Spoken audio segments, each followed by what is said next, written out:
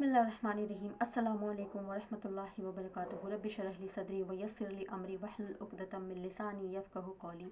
दोस्तों, आजकल नमाज को हम इतनी हल्के में और इतनी हकीर चीज़ समझकर छोड़ दे रहे हैं, जबकि नमाज के बगैर हम एक मोमिन हो ही नहीं सकते। एक मोमिन का सबसे बड़ा शेवा नमाज है। और अगर हम मुसलमान होने का दावा करते हैं, हम तो एक पैदाइशी मुसलमान हो गए हैं कि हमें घर में एक मुसलमान घर में पैदा हो गया है तो मुसलमान है, लेकिन हकीकत में हम मुसलमान नहीं हैं। क्योंकि अल्लाह के नबी सल्लल्लाहु अलैहि वसल्लम ने फरमाया कि जिसने एक वक्त की भी नमाज को छोड़ दिया, जानबूझकर ज़ाया कर दिया, तो उसकी नमाज फौत हो गई।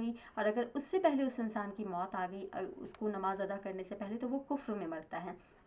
तो बगैर किसी शरई उज़्र के नमाज हमें छोड़ने का बिल्कुल भी हुक्म नहीं। अल्लाह ने नमाज में इतनी आसानियाँ पैदा की है कि आप खड़े होकर पढ़ो, बीमार हो, दर्द है, बैठ कर पढ़ो, लेट कर पढ़ो, इशारे से पढ़ो, रास्ते में हो तो नमाज कसर कर दो, आधी कर दो। लेकिन अल्लाह ने इतनी नमाज़ों में छूट इसलिए दी है क्योंकि हमें नमाज एक वक्त का भी छोड़ने का हुक्म नहीं है। और किस तरह से हम छोटी छोटी बहानों को बनाकर नमाज़ें छोड़ देते हैं। कभी तिजारत के लिए, कभी कहीं घूमने जा रहे हैं, या शादियाँ हैं घर में कोई फंक्शन है, तो हम नमाज़ों को छोड़ देते हैं। क्यों? नमाज ही सबसे हकीर बची है हमारे लिए कि हम नमाज़ों को छोड़ देते हैं। नमाज तो वो चीज़ है कि अगर हमारे घर में कोई फंक्शन या कोई चीज़ हो भी रही है तो भी वो अल्लाह की नेमत से हो रही है, अल्लाह की बरकत से हो रही है। तो अल्लाह का शुक्र अदा करने के लिए हम नमाज़ पढ़ें। अल्लाह ताला इबादत के लायक है, इसलिए हमें अल्लाह की इबादत करनी चाहिए। हमें नमाज़ों के लिए वक्त निकालना चाहिए।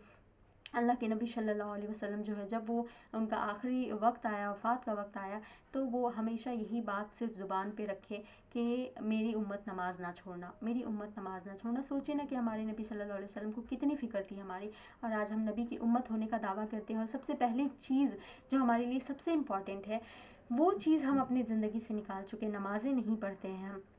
नबी करीम सल्लल्लाहु अलैहि वसल्लम जब बार बार बेहोश हो जा रहे थे, मर्ज़ में वो मुब्तला थे, नमाज़ें नहीं पढ़ पा रहे थे, बार बार उठते, वज़ू करते, और लास्ट में वो जाकर हुजरे से पर्दा हटा कर देखते हैं अबू बकर सिद्दीक़ रज़ी अल्लाह तआला अन्हु की इमामत में बाकी सहाबा जो है नमाज़ पढ़ रहे थे, तो वो मुस्कुरा पड़े और उनके दिल को इत्मीनान आ गया कि चलो, मैं आज इमामत नहीं करवा रहा हूँ, मेरे बाद में मेरी उम्मत नमाज नहीं छोड़ेगी। सोचे ना कि मेरे नबी को कितनी खुशी हुई थी ये बात सुन करके, ये बात देख करके।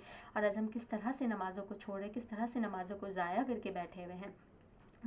मक्का के जो मुशरिकीन और कुफ़ार थे, वो भी जब एक वक्त ऐसा आया कि उन्हीं मुसलमानों के अंडर में रहना पड़ रहा था, तो वो भी नमाज़ों को पढ़ते थे। भले ही उनके दिल में कुछ भी था, वो बुतों की अंदर से पूजा करते थे, लेकिन वो जानते थे कि अगर हम नमाज नहीं पढ़ेंगे तो लोग हमें मुसलमान नहीं समझेंगे, लोग हमें कुफ्र में शामिल कर देंगे और लोग समझ जाएंगे कि हम कुफ़ार हैं। तो उनको भी नमाज की इम्पोर्टेंस पता थी कि नमाज ना पढ़ने वाले लोग को कुफ़ार कहा जाता है और वो कुफ़ारों में शामिल हो जाते हैं। तो वो दिखलावे की ही सही, लेकिन नमाज़ें पढ़ते थे। और आज तो हम धड़ल्ले से खुद को मुसलमान होने का दावा करते हैं और नमाज़ों की तरफ जाते ही नहीं हैं।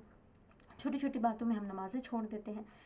आज कोई फंक्शन हुआ, जुलूस निकाल रहे हैं, नबी का नारा लगा रहे हैं, लेकिन नबी ने जो इम्पॉर्टेंट चीज़ हमें ताकीद की है कि नमाज ना छोड़ना, वही चीज़ हम छोड़ रहे हैं। नमाज के बगैर कोई कामयाबी नहीं है, चाहे दुनिया हो या आखिरत हो। भले आप दुनिया की माल व दौलत हासिल कर लो, लेकिन जब आप मरोगे तो आप कुफ्र में मरोगे। इसलिए नमाज छोड़ना जो आपकी आदत बन चुकी है, आप आदत में शामिल करें कि आपको अल्लाह ताला नमाज़ पढ़ने की तौफीक दे। अगर आपसे नहीं हो रहा, आप अल्लाह से दुआ करें हिदायत की कि अल्लाह ताला आपको नमाज़ पढ़ने की तौफीक दे, क्योंकि अल्लाह ताला ने रिस्क का वादा कर रखा है कि मैं तुम्हारा रिस्क तुम्हारे तक पहुँचा दूँगा। जिस तरह तुम्हारी मौत तुम्हें आनी, उस तरह तुम्हारा रिस्क भी तुम्हें पहुँचना। लेकिन अल्लाह ने जन्नत का वादा नहीं किया है। अल्लाह ने कहा है कि जन्नत तुम अपने आमाल करो और मेरी रहमत ही तुम्हें जन्नत में ले जा सकती है।